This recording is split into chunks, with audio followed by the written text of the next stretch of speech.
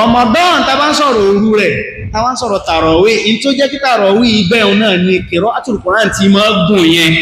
ahadul layli ma'al Qur'an qadim apá kan náà àfáà tí wọ́n kọ́ wa ní ulumul Qur'an bí wọ́n ṣe máa ń sọ fún wa ní ahadul layli ma'al Qur'an qadim ikhtara Allahu al-layla fi inzalihi Ọlọ́run fẹ́ sọ Qur'an kalẹ̀ òru ló sọ kalẹ̀ wa ja'a fil athar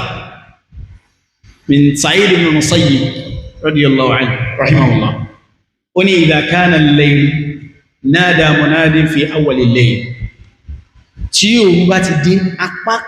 àkọ́kọ́ òru nada munadin yóò ní ayyuhal ubadu qumu fasallu ẹ̀yin olùsìn Ọlọ́hun ubad ẹ dìde àsìkò yín ti dé àwọn tètè dìde bí aago 12 wọ́n ti ń kírun oni idha kana wasatul layl tó bá di àárín òru nada munadin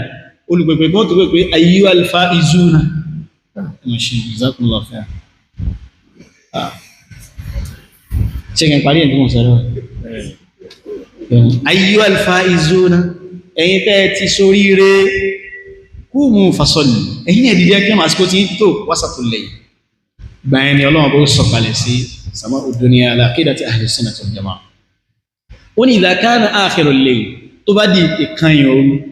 náàdá wọn náà ní olùgbẹ̀gbẹ̀ ó pẹ̀pẹ̀ yóò ní ayyuhal mustaghfiruna